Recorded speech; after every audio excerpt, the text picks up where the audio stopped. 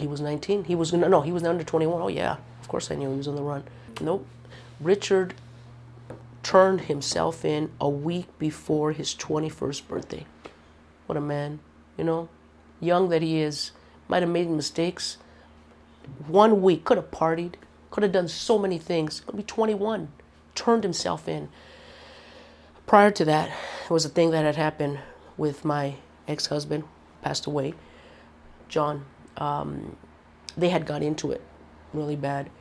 And I didn't know at that time that he, John, had set up this argument or whatever, what he knew what I would do to kick my son out. I didn't know that at that time. And that's exactly what happened.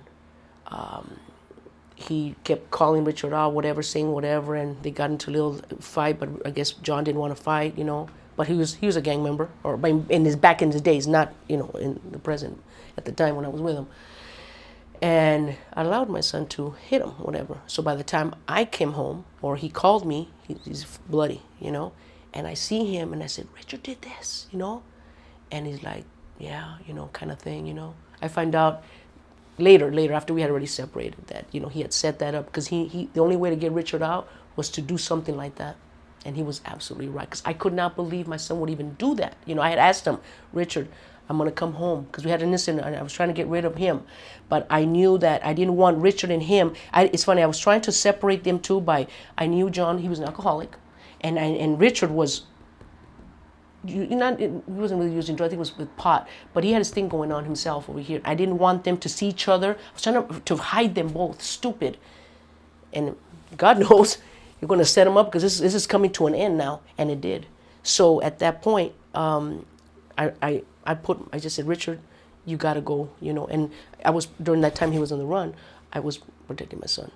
You know, I was not gonna, you know, you need to turn yourself in, you know, Ricardo. Yeah, Mom, I know, and things are gonna get worse.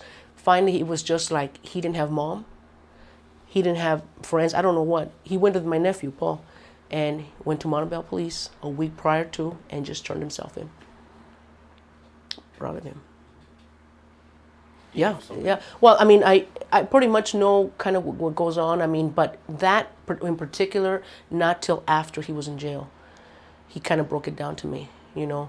And then when they find out with the shooting that it was, you know, the victims, like, that wasn't him, you know, that's when that whole, you know, that's his first time going to be in prison, you know. But the fact that he was in gang affiliated, that's what that hurt him and all that, you know. But that would have been his first time. But right when he was in jail, he was up in what was that place, Wayside?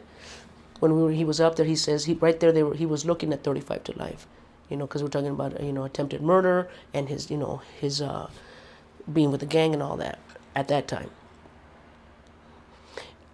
Richard tells me everything. I mean, maybe not right at the moment, but eventually my son would tell me. I mean, not every single thing. I mean, we had to sit down, but I mean, he pretty much was straight with me. Well, since I'm already convicted for it, it's not like anything I say will get me in trouble.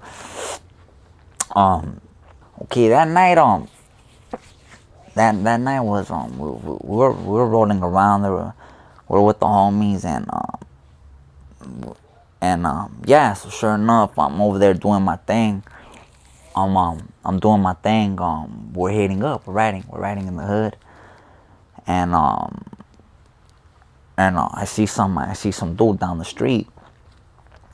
He's right there in my neighborhood. And for some reason, someone gave me a gun that day. I've been drinking. I can lie. I was drinking Adios, motherfuckers. I was at the Commerce Casino drinking Adios, motherfuckers, and so I'm loaded.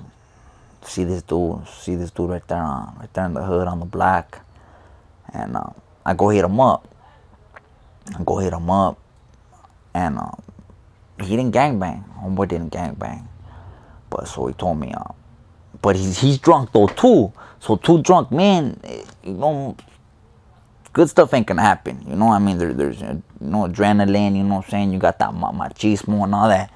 So he has that, you know, but he's in my neighborhood. So regardless, I got the upper hand, you know. So I go hit him up, and we had just got into it with some little cats. So them fools they're already in the back of my mind. So I'm like, well, fuck everybody. So I hit him up, man, where you from? I don't bang. All right, my neighborhood, homie, telling me, whatever.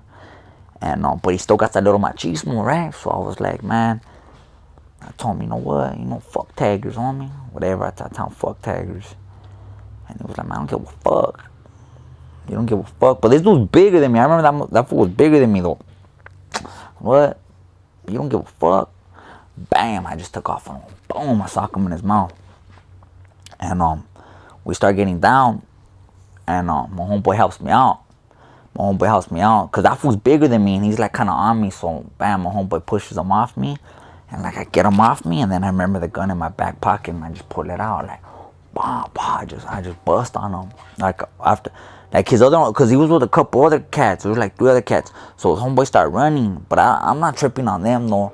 But after like the first, they're like, I remember saying, he has a gun. And bam. So by that time, like he's about to start running. And I just pop him in the stomach. I guess that's when I hit him. Boom. I hit him once in the stomach.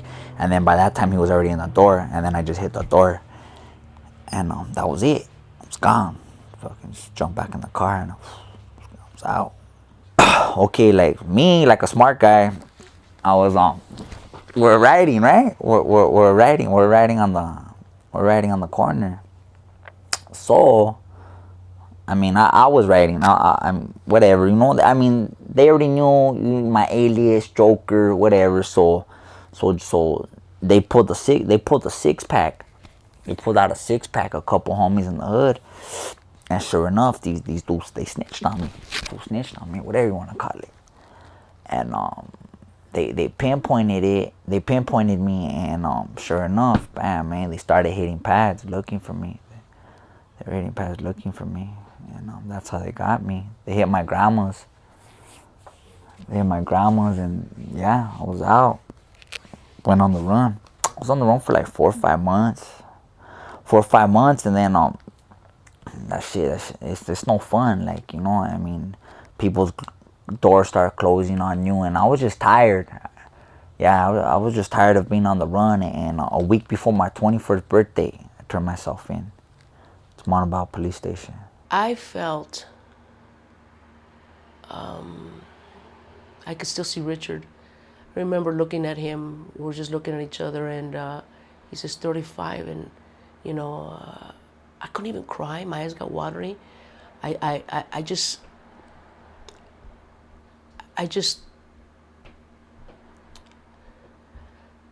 hated myself. Hated myself. I just hated myself, and I was like, I've always been a person that's in control of myself. I can take care of myself, and no one tells me shit. And I was just out of control. I could not protect that boy. I couldn't pull him out of there. I couldn't do anything. And anyone, doesn't matter, can say, well, he was at a certain age and he could have, it's not your responsibility after this. If fucking right, it's not my responsibility. But how did he get there? How did I raise him? What did he see? Yeah, you're right. Then he has to make choices. But the choices he made were because of something that happened. Yeah, I know. People, well, that man killed him, or that man this. So yeah, I know that, all that. But no one is going to tell me, because nobody walks my shoes. Nobody can tell me what I could have, should have done. Only myself. Because I'm sane, I'm fucking smart, and stupid at the same time with life. And yeah, there was not one damn thing I could do to protect that boy. And that fucking killed me. It killed me. I walked up in there ready with, some money. And, yeah. And, yeah, I turned myself in, and I started fighting my case from there. 35 to life. It was 25 for the attempted murder. And then it was 10 years on top of that for the gang allegations. So yeah, it was 35 with the now.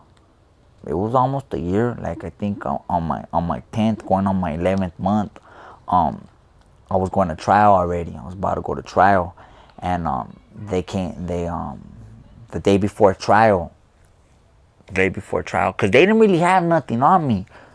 they didn't have nothing on me, right? I was gonna beat the attempted murder. I mean, they switched up the story, but regardless, I took the time for the actual shooting, cause dude said that I didn't shoot him, but the thing that was gonna get me was the gang allegations, because they had hit my grandma's house and they had hit one of my other homeboys' house in West Covina, and they had pictures of me with the homies throwing up the hood. So that alone, when they would have presented it to the jury, it would, you know, they would have got me. They would have got me for the gang allegations. They were like, yeah, maybe he's not guilty for the attempted murder, but the gang allegations carries 10 years. So the day before trial, they come at me like, hey, they're willing to offer you 6, and I was like, man, fuck, man, I ain't fucking gonna do 6. I didn't shoot that fool. That fool said I didn't shoot him. So I was like, man, go in there and try to give me 3, and I'll take it. Right? I tell him. So he comes back. My lawyer was he was good though. My lawyer was real good. And he was like, man, they offered you 4. He like, they offered you 4. He was like, man, you already got like almost 2 years credit. And I was like, yeah, you're right. I was like, fuck it, let's do it then. And yeah, so like on the day before trial, we're about to start picking jury the next day, and they came at me with that, and yeah, came up, picked up my second strike. But with that, I had to get my second strike, and they gave me 4 years. But while I was busted, I got with an in-house possession. I had got caught with like a nickel of weed, and they gave me a year. They gave me a year for that. Well, no, they gave him a deal, so it was 4 years. He already had been fighting that whole time for a year, and this attorney, Casaba, Palfi, CSABI, PALFI, godsend. Never gave no guy no money. Was part of the system. Helped him, I mean, and so anyways, I had told Richard, Ricardo, don't go take any deals. I was telling him all this while I was at work, and that was during that time where I ended up getting with Edward James Olmos. Because of this, I wrote up a letter, the whole thing. He ended up calling me and all, nothing with Edward. I mean, he's a good man, does what he does with people. But I remember that because, we was like, he was going to serve, I didn't want Richard to serve prison. I thought he was going to rape him. And I was like, Ricardo, and that was what I thought. I'm like, they're going to take my son. They're going to rape him, too many movies. And so anyways, they gave him, so he accepted a deal, it was 4 years. He already has been fighting for a year. So look at how God is and look at how the world is. So he serves a year and they sent him to Ironwood up in Blythe, Ironwood State Prison. Gets out in a year. Crazy, huh? I mean, maybe the 4 years take out 2. I don't know how that is, but he ends up serving a year. Comes out October 19th, and 2 months later, December 27th, goes right back in. Thank the Lord at that time when I called, I was on the parole, he never been on parole. My son had registered on his own to East LA College. My boy's just on it, and anything he does, as you know now, he's just he either all good or all bad. And so he was trying to do real good. But still part of him was bad, and I don't say bad, only sense as they said, I go, Ricardo, you can't be with any of your friends. I know, Mom, I know, yeah. But see, it's his first time. So, he thinks he kind of knows what's up. Catch him with two of the guys. No, funny, they don't even have a radio in the car. They don't even have nothing. They're just 3 guys with their caps on, and they get stopped. Who'd they take? Richard, he's on parole. Called parole. They said, okay, because he's been he registered for school. I showed proof of all that. He was working, everything. He'll serve 9 months. Se enoja inside there. He gets pissed off. He does his own thing, and I don't blame him. I'm not Richard. I'm not in my son's shoes. Gets in a fight. Comes out a year and a half later. A year and a half later. So that I know that there was a reason for that, because look where he is now. He's out of parole. He's got a little parole card going on, So, he learned, and that was tough right there. I knew at that time, it was interesting because when Richard, it was right before he came out, I had been seeing somebody, and once I had separated from John, my ex-husband, I had stopped as far as, if you want to say, being with anyone, needing him, because there was no one I needed. Now, is it for me or is it for what, right? So, but there was a part of me, and I can say this just for my son, is like that I felt like, oh, I'm lonely. Anyways, that doesn't matter. So my son, he tells me this. He says, you know what, Mama? I'm not sure how many months before he got out. He says, and I think I was out there with him. He says, if you are going to be with anyone, Mom, you know. I'm just going to go on my own. He says, I'm going to be all right, like that. And I remember him telling me that, and I looked at him, I said, and, you know, yeah, there's someone that I'm here seeing, but I'm not living with him. But look what he's used to, you know? And I can tell in Richard that he was tired. Not of me, of his life. So it wasn't of looking at me like, if you have somebody, I'm not going to be with you. No. It was like, you know, Mom, to me, it was like saying, I'm done with, he didn't say this, but this is how I'm taking it. I'm done with everything. I like to be with you, Mom, but if you got somebody, I'm all right with that. I got to do this for me. Like that, without saying that, you know? He just says, if you're with someone. So I told him that, and then, but I can feel in his eyes, not that he thought I was lying, but he's like, all right, Mom. Like, yeah, all right, you know, we'll see, you know? And when he saw, there's no one there. I had a bachelor at the time. It was him and I, you know? And then it you know, progressed, you know, like that. But it was time, you know, for him just to be with him and I, you know. So.